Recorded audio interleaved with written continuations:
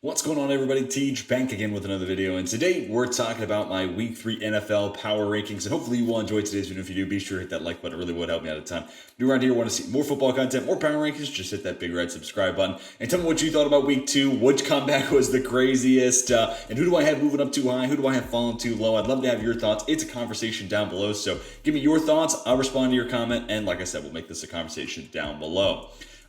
If you're new to the series, welcome to it. A little bit of a change from last week. So those little numbers right next to the teams that are in green, red, and black, that just indicates where they were last week. So green means they moved up, red means they moved down, and black means that they stayed in the same spot. So with that out of the way, let's go ahead and jump into it. The Atlanta Falcons coming in at number 32. And, the NFL has, I was saying this a lot last year, but there's still a high level of parity. And if the Falcons are number 32, the NFL's just in a pretty good place. But this is obviously a flawed roster. And, Arthur Smith might not be trying to win fantasy games, but he clearly doesn't want to win regular games by not getting the football to Kyle Pitts. And my biggest qualm with that is the offseason in which Julio Jones requests a trade, and you obviously honor that. You had the chance to take maybe the best prospect since Julio Jones and Jamar Chase. If not since Julio, certainly since Amari Cooper. But you had an opportunity to replace that, and you decided to go Kyle Pitts, which, hey, if you were around my channel back then, I think I was one of the people arguing that should be your line of thinking, because there's just more you can do with Kyle Pitts. You can line him up at traditional tight end in line. You can play him the slide, you can play him out wide.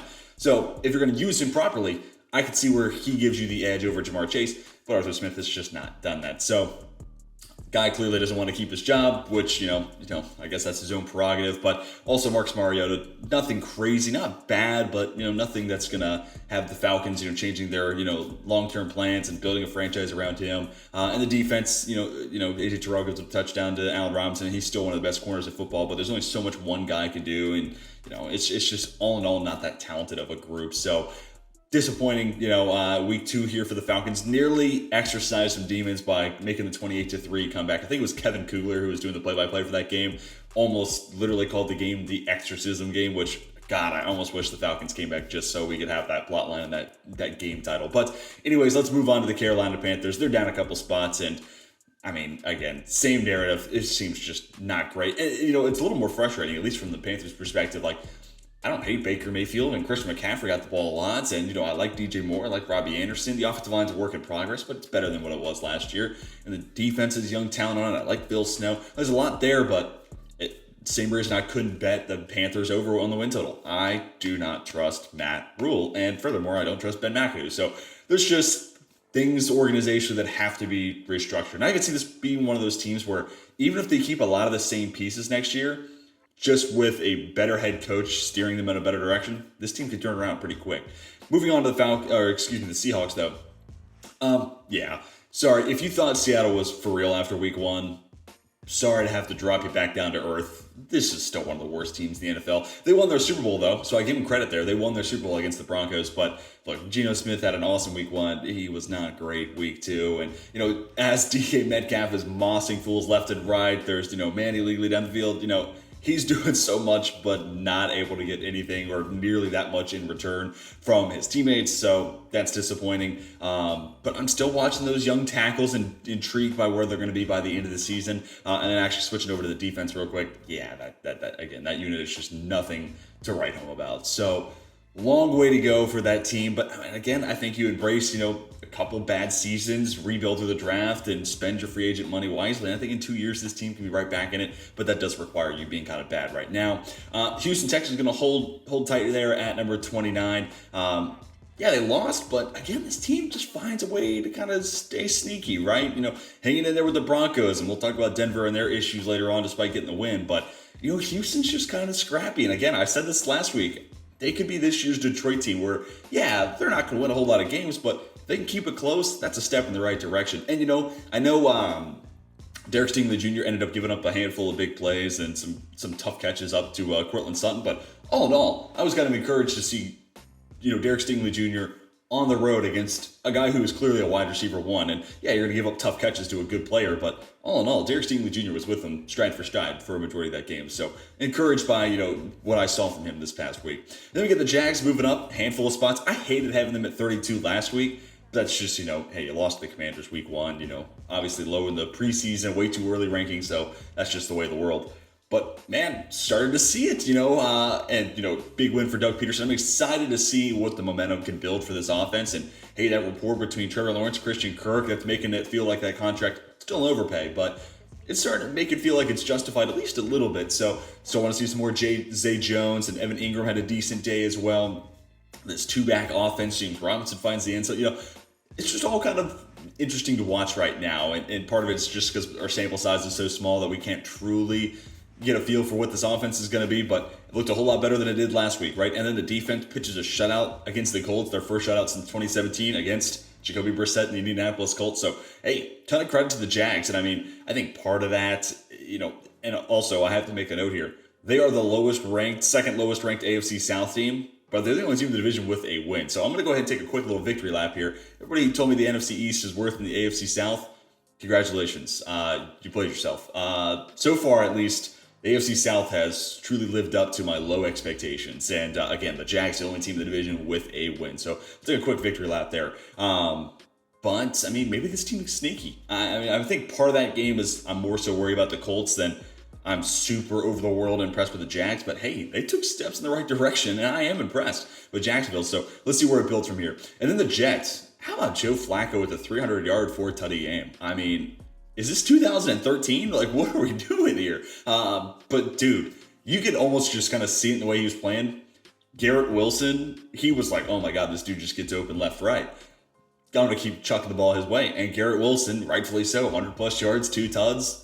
Dude looked great. That looks like a wide receiver drafted in the top 10 to be a wide receiver 1. He looks like the exact guy the Jets wanted him to be. And that opens up this offense so much because then you can move Elijah Moore into the secondary complementary role, use him as a field stretcher, playing from the slot, which they were doing, moving Wilson inside and out, which I thought was really cool. And then you also have Corey Davis, who, by the way, that busted coverage, like put Corey Davis in the end zone. I am sorry to you if you lost your fantasy matchup because of that play alone, because good Lord, I'd be so mad. But that being said, that kind of leads me into, Cleveland choked that game away, which is really disappointing, and we'll talk about the Browns here in just a moment, but give credit to the Jets. Robert Saleh did not let his team give up, and it got weird at the end. The Browns choked, but for a team to choke and lose, because there can be a different thing. You can choke, but, still stumble into a victory, or, just barely get across the finish line.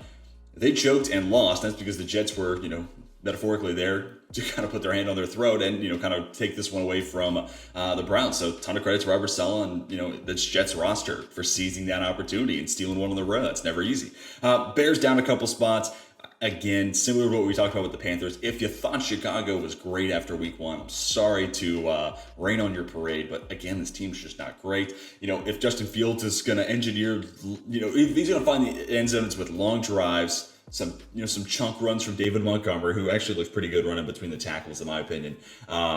And then him having to run across the goal line. He had a close play on the near side pylon if you were open the press box. But then there's the controversial goal line play. Did he get in? Did he not? Did the camera angle just not see it? That's what Chicago's offense is kind of relegated to right now, because it's Justin Fields is the most talented guy, him and David Montgomery.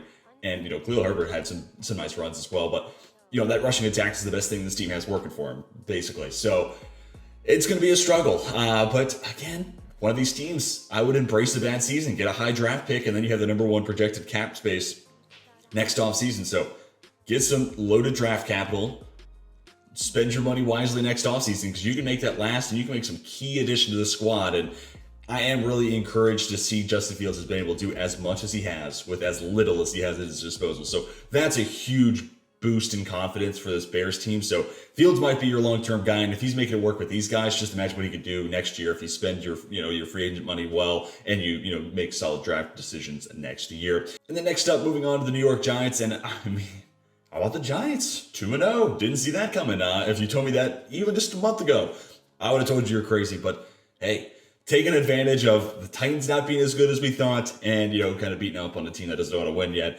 because Matt Rule sucks. But ton of credit to Brian Dable. It's not necessarily pretty, but they're getting wins, and they're starting to. And I also say this all the time, and kind of hits on what I was just talking about with the Panthers. sometimes it takes teams time to figure out how to win. Like, you can be talented, but you still know how to, close the door on an opponent and, become a winning team, a double-digit win type of team. And then that atmosphere and culture kind of builds from there. Even if they're kind of, not the most impressive wins, I really like that Brian Daboll is able to get a couple wins. And for those young players, they can kind of set that expectation. They can kind of get used to what that feels like. And overall, you're just starting to turn that environment around from, a little bit of discombobulation that it was in with the Joe Judge era. So just turning the ship back into a positive direction. I don't think this, this 2-game win streak to open the year is going to last.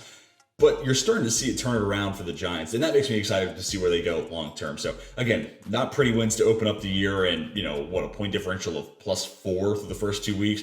That's probably not going to, sustain itself. But that being said, this team's finding ways to win close contests. And that makes me excited, again, to see what Brian Daboll can do with this team, especially once he gets his quarterbacks. I don't think Daniel Jones is that. And then for those young players that are there now. And this is also a team that was down Azeez Ojulari, Kayvon Thibodeau, and Aaron Robinson. Those are significant pieces in the defense. So they're still getting the job done, which makes me impressed and hopeful for the Giants long term. So then moving on to our next cluster of teams, you have the Indianapolis Colts. And, credit to the Jags, but man, Frank Reich. I was one of the people that was saying I have a hard time thinking Frank Reich could be on the hot seat. Okay, now I'm starting to have my mind changed. And I'll admit when I'm wrong. I'm starting to feel like I'm pretty wrong here. Being shut out by the Jags is just unacceptable, considering this was my pick to win the division and where everyone thought this team was going to be. Even if you didn't think they would win the division, you thought it'd be them and the Titans. You thought it'd be, a 2-man race. Dude, still haven't won in Jacksonville since 2014. And in week 1, Matt Ryan was desperately trying to find a second option. Michael Pittman had a good day, but that offense couldn't really open up without a second weapon. Then you take away Michael Pittman, and that offense is quite literally non-existent. So major red flags there. And that's with Jonathan Taylor being awesome and a good offensive line to run behind. So it kind of shows that, John Taylor can be great, but they're only going to go but so far on his coattails. It's going to come down to Matt Ryan making some big plays and having wide receivers step up. And, hopefully Michael Pittman's back out in the field, next week. And that will certainly improve how I, view this Colts team. But till then, man, that is brutal. That's a really sour taste to leave in my mouth going into this week. So they fall down pretty hard, down to 24. Then the Lions actually supersede them. And, in a head-to-head matchup, yeah, maybe I'm still taking the Colts. But I've been impressed with what the Lions have put together. Joe Johnson, give a ton of credit. 30-plus points in 3 straight games. And they're cooking. And that's with Jared Goff, So despite me being somebody who, craps on Jared Goff all over, every time I get the chance, he's putting up numbers, and it's nothing that's, again, world-ending. But he's running that offense at a pretty high level. And, Amon-Ra St. Brown is moving himself into a category where it's not just like, hey, I'm one of the best slot wide receivers. He's starting to become one of those best, in that conversation of up-and-coming stud wide receivers. Who do you like the most, right? You're like, it's very subjective, which one of those young wide receivers you think is going to become, the next best thing, other than like Jamar Chase and Justin Jefferson. I think those 2 guys are clearly in the top 5. But then when it's like, Garrett Wilson, he's the wide receiver I'm most excited about. Oh, no, well, it's Amon-Ra St. Brown for me. Oh, it's Drake London for me. Of these, first-year, second-year wide receivers, Amon-Ra St. Brown might be the top of the list of the guys who might be the most impressive, which is awesome for this Lions offense. Get a touchdown from DJ Chark. You're starting to kind of see it all come together. And, the defense is still certainly a work in progress, going up 27 to Commanders. Nearly let them back into it. But, I think that's going to come with time. And going back to week 1, Jeff Okudah did a great job against Devonta Smith. We saw him more last night in Monday Night Football. So, again, I'm feeling optimistic about what his long-term outlook might be. So, it's all starting to build in a positive direction for the Lions. So excited for Dan Campbell and excited to see what this team brings next. And then the Commanders come in at number 22. Again, you could flip these just because the Lions beat the Commanders, but we are taking into account week 1 and, my preseason rankings. So these 2 teams are certainly close between each other. And, a 9-point difference. It's not, out of hand there by any stretch, and we're kind of getting the full Washington Commanders, Carson Wentz experience. 4 good quarters so far, 4 pretty bad ones. So it's like the roller coaster. We are fully on the tracks. So you're going to see a whole lot of this moving forward. But again, I'm still excited about this team's playmakers. Really, my biggest issue, as much as, Wentz's up and down play is concerning and it'll be frustrating. That defense I had so much higher expectations. I could see and anticipate the Carson Wentz roller coaster from a mile away. This defense, even without Chase Young, is a good unit. And it should be playing better. Jack Del Rio's got to go. Like, I'm sorry. Like, I never want to say someone should be fired, should lose their job, but dude, it's just gotten worse over year from year. It's been a deteriorating product. The quality has gone down year to year under Jack Del Rio. So they just need to change things up, I think. And then, maybe with a fresh young mind or, revamped, scheme, ideology. I don't know what it is, but all I do know is Jack Del Rio's got to go because, again, he is just not hitting expectations. And that defense, with all its talents, just kind of being wasted aside. So get another DC in there. Let's shake it up, and let's see if we can move this defense where it should be. Easily a top 10, unit when it comes to names on paper. Cleveland Browns, down a handful of spots. I wish I could have honestly moved them down some more. Maybe you're really high on the Lions. You want to move the Lions all the way up to 21. I'm not going to argue with that. Kind of fighting, nitpicking there, but the Browns collapse there at the end of the game really has me kind of worried about what this team could be while Jacoby Brissett's starting games. Because, when you have a Deshaun Watson or one of these elite quarterbacks, it helps in so many different ways. Comebacks are more likely, and sealing games feels more likely as well. So to see, the clock management stuff with the running backs, which, it's tough to get in a player's head and be like, hey, this is the right analytical decision. You need to do this for game management. Just I think literally getting that into his head is just hard to relay all the way up from wherever, that clock manager, that game manager, analytics guy is at there in the stadium. So sure, Chubb doesn't do what he did in 2020, go out at the 1, but also, the play right before that, Kareem Hunt ran out of bounds. So it's on both running backs really. And that being said, it's a busted coverage that gives up a Corey Davis tutty. It's not being able to recover the onside kick. And then it's letting Joe Flacco engineer, a last minute drive against you. There's multiple players to point blame to out of this game. So I really don't think this is on Chubb or even on Hunt. Despite, if he doesn't go out of bounds there, this game could certainly be different. This is a team collapse in the last 2 minutes because they thought, hey, this is done. Whatever. The Jets are the Jets. And it came back to roost, so it's hard to buy in and put stock and be excited about a team like that moving forward. So yeah, Thursday night's gonna be interesting. Right now, the Browns are getting 5 points, or excuse me, it's the Browns needing to lay 5 points over the Steelers, and I just don't know if there's that much degree of separation between those two sides. So potential early Thursday night preview there. Titans down to 20. That game got out of hand.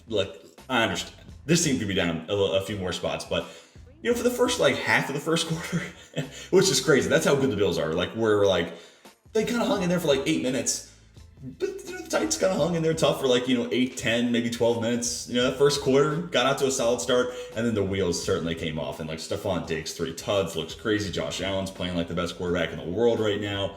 And, the offense was pretty lethargic. And against a run defense that I really don't think is all that great, they invite the run. And, that was there, but Brian Tannehill, limitations clearly on display. So, sorry, Titans fans. I think you're going to be a team that's, in and around this 20 mark throughout the rest of the season. Maybe you'll move up into that, low teens. Maybe you'll fall down a little bit into the high 20s. But I think this team has seriously regressed. And, they're the highest ranked AFC South team. We kind of hit on this, and they're at 20. Again, to speak how bad that division is. It's still time. The Titans and the Colts, I think, are going to get better over the year. But yeah, rough outlook for that division. Pittsburgh Steelers going to stay at 19. Look, close battle against the Patriots, and they made Mac Jones not look great, really, for a majority of that game. The offense is just kind of putrid. It lacks, some big plays, and also Ahkello Witherspoon having his soul snatched out of his body by Nelson Aguilar. Not a good look for that defense. So life without TJ Watt out to a rough start, and those types of big plays are going to become more and more prevalent when you don't have a freak like TJ Watt, putting pressure into quarterback's laps. So start getting used to seeing that over the next couple of weeks for Pittsburgh Steelers fans. And again, this offense just unfortunately has not been great. I don't think Trubisky's necessarily been horrid, like you need to replace him right now, but he is as expected. The offensive line is as expected. So there's a lot of talent in the skill position group, but those two, limitations, a pretty rough offensive line, as much as I think it's crazy the Browns are supposed to lay 5 points on Thursday Night Football, Dan Moore quite literally was eaten alive by Myles Garrett last year. And, there's no reason to think that won't happen again this year. So the offensive line, Dan Moore, Mitch Trubisky, until they maybe get a little bit of a spark of hope once they make the switch to Kenny Pickett. Steelers fans are certainly hoping that. Again, I think this is going to be a team that's kind of right around this area. Offensively limited, defense can only do so much. And then the New England Patriots, who just beat the Steelers, are up to number 18. And look, like I said, it wasn't pretty. Nothing that they should totally be proud of necessarily hanging their hat on, but going on the road, beating a good defense, and not necessarily a division rival, but a conference rival who you have played big games against. There's a lot of emotion there on the field. I can respect that. So, like I said, won the best game of Mac Jones' career. And honestly, the start to this year has been a little concerning for the entire 2021 class. Maybe Trevor Lawrence aside this week. So, kind of concerned about that group. Patriots still aren't great, but they beat a team in a kind of similar barrel as them, and they did it on the road. So give them credit there. And this comes in a matchup where Pittsburgh has a ton of wide receiver talent. I'm super concerned about the Patriots cornerback room. Pittsburgh to 14 points. Now some of that again, Mitch Trubisky, Steelers offensive line. Other context there as well. But nonetheless, Patriots road win. Should be proud of it. Cardinals up to number 17. And look, let me just get this out of the way. I have been pretty critical of the Cardinals. But none of that necessarily was about Kyler Murray, because he can just do stuff like this, like he did in the back half of this game. And in the fourth quarter, it's like, whatever. I'm going to roll around for 21 seconds, and I'm going to have defensive, I'm going to have pass rushers basically give up on the play because they're gassed. And then I'm just going to scamper in. And then I'm going to tell A.J. Green, cut to the middle of the field, and then thread a needle, quite literally. If you believe in alternate universes, there are many where that pass gets broken down because that feed from Murray just barely got over that Raiders defender's hands and found A.J. Green. So, bonkers type of stuff. And, again, I don't think the Cardinals roster is perfect by any stretch. I don't think it's very good all in all. I think Steve Keim's done a pretty bad job outside of landing Kyler Murray. And through Kyler Murray, when he has that type of motivation and he's playing like that, yeah, he's hard to beat just because of how different and unique he is. Because, I saw a comp that was like, he's like a kid running around with your phone. And he's that escapable, honestly. Then you throw on, an NFL caliber arm and some really nice accuracy. Again, threads the needle on that last 2-point conversion. They'll be able to hang in the games despite how bad that roster is just because of Kyler Murray. So, stole one from the Raiders there. But, hey, if you're a Cardinals fan, you don't really care what it necessarily looks like. On to the top 16 now. Cowboys they're gonna hold tight at 16. Could have dropped them a little bit more last week. That's part of why I have them staying where they are this week despite the win, but it's also still Cooper Rush. And Rush I don't think necessarily looked bad. He didn't do anything to lose that game, which backup quarterback, that's all you really can ask. But he didn't necessarily do anything that really impressed me either, which maybe that should have been my expectations. But he did execute that wonderful opening drive sequence drawn up by Kellen Moore. I think that was a beautiful open of the game, beautiful opening script, and I think Cooper Rush did a great job executing it. So give him credit there, and then get that little shuffle pass over to Tony Pollard. Give the ball to your dynamic playmakers, let them make plays, and it was enough for the Cowboys to win. And dude, Micah Parsons, in my opinion, right now is a top 3 edge. If he moves there full time, I got Garrett at 1, Watt at 2, Parsons 3, Nick or Joey Bosa at 4, then the other Bosa at 5. I think that would be my edge rankings if Parsons moves there full time, and that literally is only because the sample size for Parsons is so much smaller than it is for the other 4. If he plays full-time edge the rest of the season, and he looks like he did on Sunday, he's the best edge rusher in football. I'm sorry. I know that, that's not necessarily a hot take, but we're early in his career, and a lot of things are subject to change, considering we know, Myles Garrett is from a different planet, DJ Watt's the reigning defensive player of the year, the Bosa's are freaks. But, dude, Micah Parsons kept Dallas's defense. He kept Dallas in this game in a lot of ways. And he single-handedly almost shut down a Bengals offense. And so much of this rhetoric going into this week is Joe Burrow holds on to the football too much. That offensive line really isn't that much better. What's wrong with the Bengals offense? And a huge part of why we're talking about that is because Micah Parsons made them look that way. And dude, he was taking Lyle Collins' lunch. Then he flips over to the other side, starts getting to the head of Jonah Williams, pushes him around, bullies him. Dude, he single-handedly, there's a couple handfuls of players in the league at a time that I think legitimately wreck games. And there's more quarterbacks than there are interior defensive linemen, but there's still Aaron Donald who exists, right? And I think Micah Parsons is, especially after seeing Sunday, in the conversation to be one of those, or seen as one of those game breaker types, because I think he quite literally wrecked the offensive game plan for the Bengals and kept Cooper Rush and company in this game. So Micah Parsons is an animal. Let the defensive player of the year campaign begin, because dude, he has been unreal this year. And Again, if he stays at full-time edge, he might be the best edge rusher in the NFL. Raiders then at number 15, down a couple spots. They choked that game away pretty hard. I don't know what's a worse collapse than the Bengals, or the Browns, but probably the Browns just because it all happened within 2 minutes. But the Raiders was over the course of the second half, but it's just like, dude, Derek Carr, put the foot down on their throat. Where's Devontae Adams? Only 2 catches, and didn't talk about this with the Cardinals. Ton of credit to Byron Murphy, especially moving to the outside and having a good one-on-one with Devontae Adams as a guy who I thought was just going to be a slot only. He held up pretty well against the best wide receiver in football, so that's an encouraging sign there for the Cardinals. But I digress. Back to the Raiders. You get in that second half, and that defense becomes Swiss cheese. My lord. Kyler Murray was moving the ball left, right. And again, Kyler Murray's a mismatch, but that also means A.J. Green is beating you, and that's problem. That's problem. So, still a lot to be concerned about with this Raiders, especially on the defensive side. But, man, if this team could just learn, if Derek Carr just had that killer instinct in him, I think this game's put away, right? Because this easily could have been a game where the Raiders poured on, 35 in total, because they got into a great first half, then it just didn't continue into the second half. So breakout games for Mac Hollins, but as much as last week, week 1, it was force feeding Devontae Adams, and then ultimately that team lost. I was kind of like, oh, okay, now Derek Carr is going to mix it around, share the love. But then it's also like there's a point in a line you cross where it's Devontae Adams' time. That dude needs to start seeing the football more. So cool to see Mac Hollins have a good day. A lot of targets for Darren Waller. Unfortunate end of the game for Hunter Renfrow, but he's still a good slot wide out. So things to be encouraged about. But hopefully this team kind of walks that line a little smoother moving forward. Not trying to overdo it with Adams like you did in week 1 maybe, but also as your lead is starting to dissipate, maybe find the best wide receiver in football. It'll go a long way.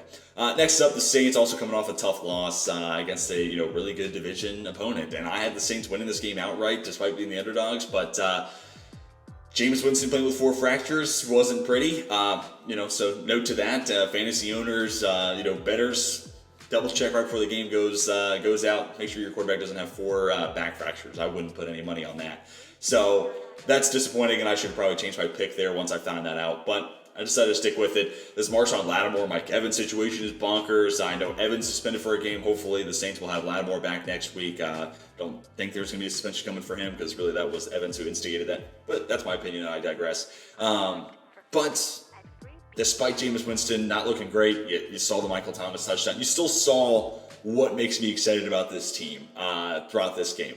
It wasn't their best performance. It didn't come together, and the Bucs finally got one on New Orleans. So it was about time. They were kind of due for a regular season win. So kind of makes sense. I'm excited to see the next matchup because I think this is by far and away the biggest outlier of the Saints' performances against the Bucs in the regular season. So, are we getting a new norm? When we get the second meeting between those two teams, do the Saints look bad again? Because if so, then okay, that's what we can anticipate moving forward. But if it's right back to what we've seen over the last couple of years where the Bucs can't move the ball and the Saints offense is getting big plays and able to move it against the Bucs defense, then okay, we're right back on track, and that this week was a fluke. So still need to see a little bit more between these two teams, but the Saints lost to a good football team. They're only down 2 spots. The Broncos up 1 spot. They won, so they move up. But when you have this is the most over talked about storyline from week 2, but I'm going to say it here anyways. When you have fans at a stadium, it takes so much for thousands of people to be uniformed in one singular cause. We live in the most divisive time in American history.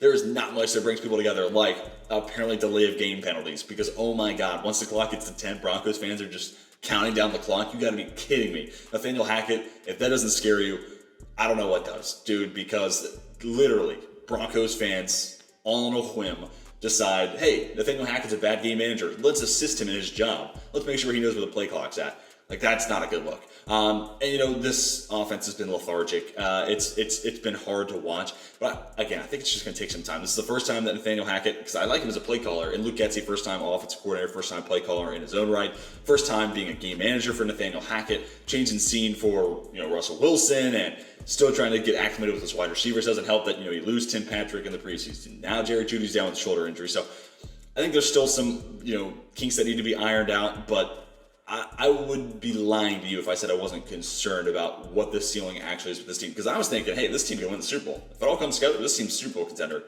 That offense is not Super Bowl caliber so far.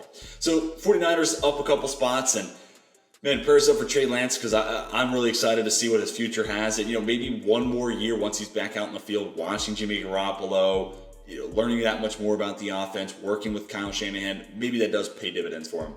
But man, again, I'd be lying if I said I wasn't excited to see what he would look like in the offense. And I'm on this channel and on record saying I don't think it's going to be as efficient as it was with Jimmy Garoppolo. But I think there's going to be more big plays. So where the completion percentage and some of the efficiency stats might go down, there's going to be more chunk plays. And you can do more with him as a runner. And because of that, the big plays and some of those scoring opportunities and how much versatility that offense brings with a dual threat quarterback, I think all that would offset some of the efficiency you lost. Now we won't really see that. Now it's just kind of the same old 49ers on the offensive side. So that was kind of key because a little close. It was like 6-0 after Jimmy G checks in after Lance gets hurt. A little close, and then Jimmy G gets in, starts moving the ball like same old San Francisco. So it's kind of the same status quo, which can be a good thing because, like I said, the 49ers started moving the ball. That can also be a bad thing because Jimmy Garoppolo is going to find a linebacker at least once a week, and he might find a safety too. So if you go up against a defense who seizes those opportunities, you're in a close game just because Jimmy Garoppolo, sometimes is just a questionable decision maker despite being somebody who knows that offense really well and runs it at a pretty high level. So there's just a couple of, mental drops in a game from Jimmy G, and he's going to find a defender. So give and take with the San Francisco offense, what we're going to see this year. And, now the storyline continues in the next season. What is Lance? What's Garoppolo long term? Is he staying in San Francisco? So let the rhetoric continue. The Bengals down to number 11. I'm still not concerned about this team. The defense was solid, only let up 20 points. Again, that's against Cooper Rush, so with context there, it's not necessarily crazy. If you told me they held Dak Prescott to 20 points, I'd be a lot more impressed. But nonetheless, if not for T.J. Watt in Week 1, Micah Parsons in Week 2, I think the rhetoric around this offensive line looks a lot different. So I think going up against aliens sometimes makes you look bad. And I think that's kind of what we've seen. Now, that being said, Joe Burrow is holding on to the ball, I think, a little too long. And we're kind of learning where that balance is going to be because, last year, back half of last season, me and plenty of others are saying, hey, you got to stop running the ball in early downs. This has got to be Joe Burrow's offense. You got to let him sling it. For him to sling it, he's got to hold on to the football. And he might hold on to it a little bit longer than, most pocket passers. That's just kind of the, that's what comes with the territory. And when you have a Jamar Chase who's a deep play wide out, and it sometimes takes time for those routes to develop, and sometimes things just aren't open. Give a ton of credit that Dallas secondary played well too. So I'm not really worried about this Bengals offense. I could soon be, if it looks the same in Week 3, then it's like, all right, we got 3 weeks of this, and that's rough. But I think they've gone up against two of the best edge rushers in football that have kind of made Lyle Collins and that offensive line look worse than it actually is. Because in reality, the improvements on that offensive line put 5 average to maybe just above average guys across that offensive line. It's not like they signed a Teron Armstead or, some superstar. They signed quality football players. Now, I've been disappointed with Lyle Collins and how he's been pushed around. But that being said, this is still, an average to just slightly above average offensive line. So T.J. Watts, Micah Parsons, they're going to have big days. So I guess the team that doesn't have that freak on the edge, let me see what this offense looks like. And I think you'll start to see these concerns go by the wayside. Vikings, disappointing showing against the Eagles. I picked Philadelphia, and a lot of people did as well. So no shocker there for me. I just kind of liked the way the Eagles matched up when it comes to being able to run the football, but as well as being able to control the line of scrimmage on the defensive side against a weaker interior for Minnesota. But dude, Jalen Hurts. At one point it was like 14 of 16, 192, a pass, a tutty, and 2 rushing scores.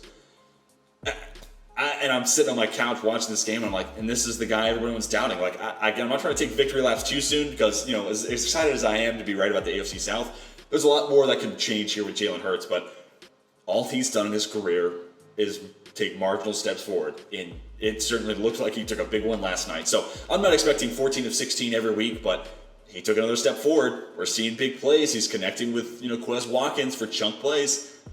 It's starting to come together. You add an A.J. Brown to the mix. Devontae Smith looked better last night.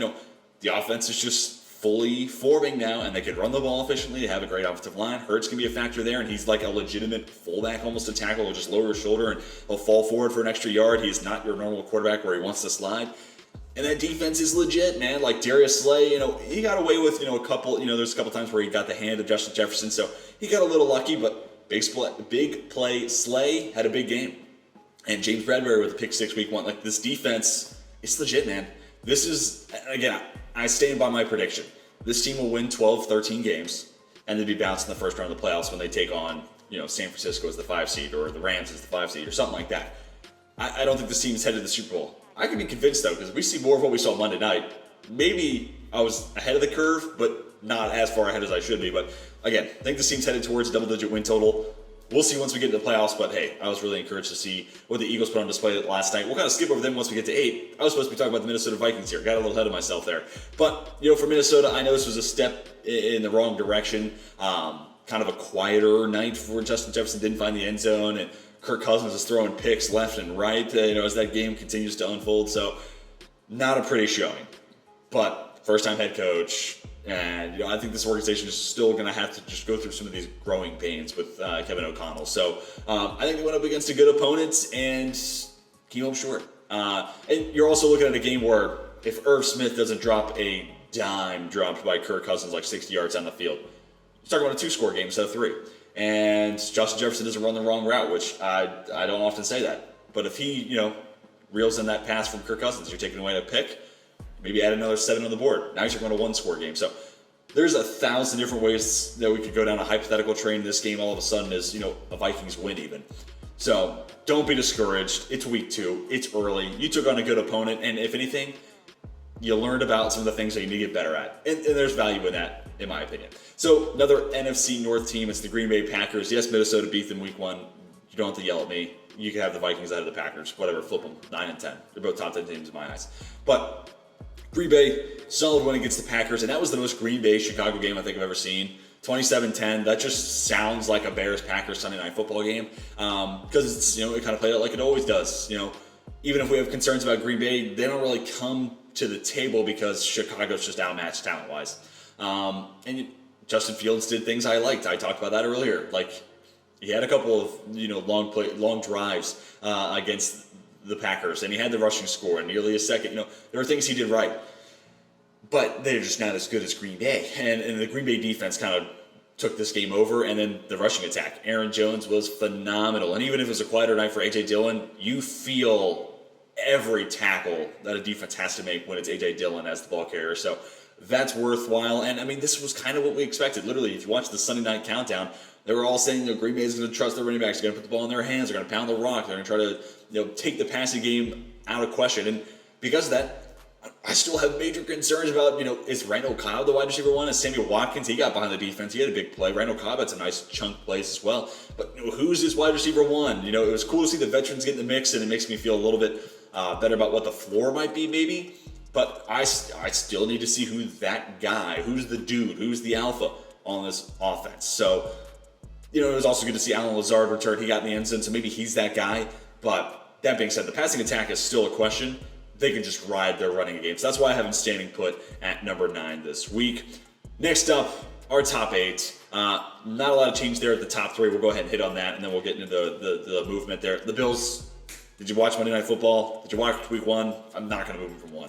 The Bucs, it was a little uglier again. I'd really like to see this team run away from a Dallas as, felt like they were the better team last week. And as the game goes on, they started to get some separation, but didn't really fully run away with it. They didn't really hit their stride. And it's tough playing the Saints, a division game, but that game could have been prettier for sure. And then the Chiefs, man, I think the Chargers were the better team that night, but good teams find ways to win games, especially when they're overmatched. And that's what Kansas City does. The Chargers will Charger and the Chiefs will Chief. That's simply what it comes down to. And hey, Jalen Watson, how about a pick 6 that he'll never forget? Not bad for a 7th round rookie. But now let's talk about some of the teams that have already moved a little bit here. I've hit on the Eagles. I'm really impressed with them, as evident by me talking about the Eagles much than talking about the Vikings. My apologies. The Dolphins. Hey, Miami fans. This is as good a Tuesday y'all have had in a while, man. This is awesome. So I know every Dolphins fan is scouring the internet trying to find every Tua hater and show 6 tutties, 460-something yards. He's real.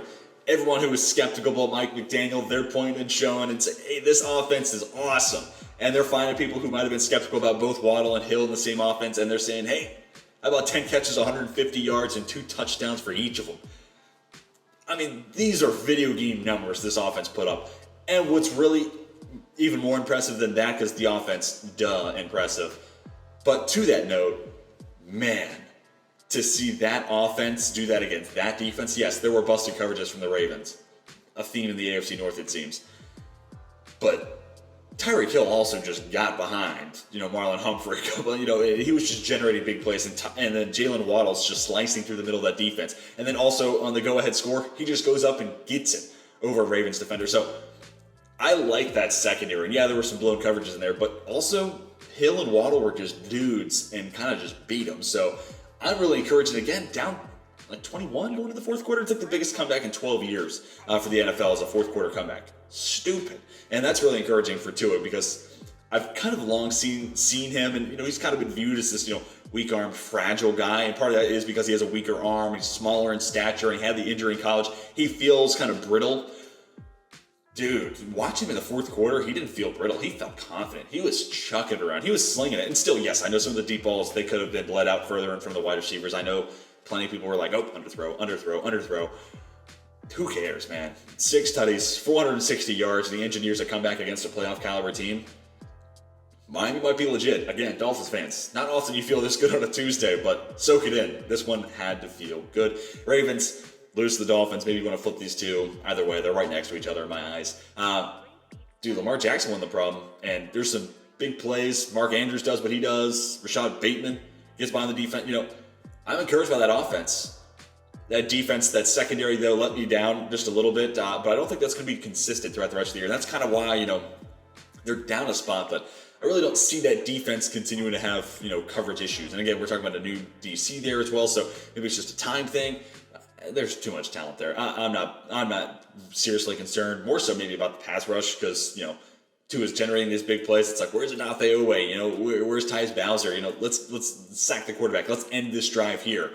So maybe you're a little bit more concerned about that. But all in all, I think this became a shootout between two hot offenses, and I'm really encouraged to see where Lamar Jackson's at, and especially if he's going to chuck it around and have a 100+ yard game for Mark Andrews and create some big chunk plays for Rashad Bateman, then I feel pretty good about this team. If they can move the ball through the air, then there's no reason to be concerned about that offense in a lot of ways. And I think the defense will kind of just figure itself out. Then we get the Chargers at number 5. They're down a spot. Again, I think they were the better team against the Chiefs. I'm right there with Kevin Cole from Pro Football Focus. I think, his adjusted score metric, 16, excuse me. Yeah, that feels about right. Like, I think the Chargers were the better team, but again, the Chargers are going to charge her. Whether it's the pick 6 because Gerald Everett's tired, or just not continuing. There's just so many things throughout the Chargers games where I don't necessarily know what I should be pointing at, because it just kind of happens throughout the game where it's like, why is LA doing this? But they've been this team for a while, and kind of going back to the point I mentioned earlier where it feels like, some teams got to figure out how to win. I feel like I've been saying that for like a decade now for the Chargers. Maybe not quite that long, but maybe it'll figure itself out one of these days. But I think some of the bright sides you can take from this game is, dude, even with a broken rib or whatever's wrong with Justin Herbert, that dot to DeAndre Carter, I was literally sitting and thinking about, is that one of the most impressive throws I've ever seen? Because I think it might be up there. Given the injury context and taking another shot, just to find that cover 2 beater, find the hole between this, it was a thing of beauty. Joey Bosa had a big game. That's exciting. Asante Samuel Jr. had his hands on footballs all night. So I think there's things to be positive and optimistic about for the Chargers. And this game, take away the Jalen Watson interception, it could also be flipped by one of those picks coming through for Asante Samuel. Maybe it's the one where he hits the ground. That felt kind of controversial to me. If you were playing backyard football, I think that's a pick. But in the NFL, when you have replay, it's an incompletion, so I understand that. I think it was probably the right call based off the rule book. But that being said, if that's a pick for Asante Samuel, this game could look completely different. If Gerald Everett's not on the field and gas, this game could look completely different. So I wouldn't be worried if I'm a Chargers fan. Yes, they should have won this game. And yes, it still feels like the Chargers are going to charge her. But this may be a little bit less of those extremes. And Bosa was winning. Asante Samuel Jr. looks good. Herbert's a freak. Mike Williams is going to take souls to the grave with him. I mean, oh my God, some of the catches he was making. So again, don't be worried if you're a Chargers fan. You just went up against a good opponent in Kansas City. And then lastly, the Rams move up a couple spots. I wasn't overly impressed, but, Ravens, Chargers lose. We'll move the Rams up. And they did hold on. And that game got a little fluky, right? First regular season fumble in a couple of years for Cooper Kupp. And, now it's 5 picks in the first 2 games for Matt Stafford. He's a gunslinger, but hopefully that gets reeled in just a little bit.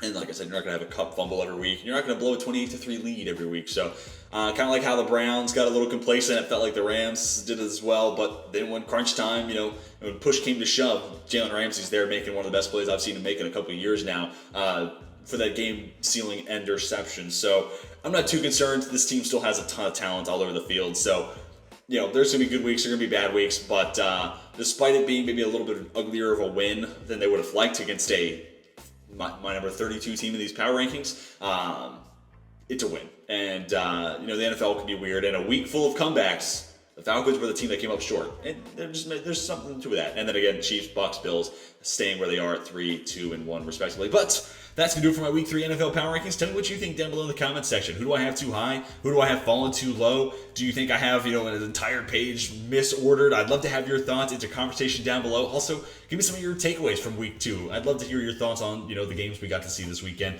I'll respond to every comment down below, so let's make this conversation in the comments section.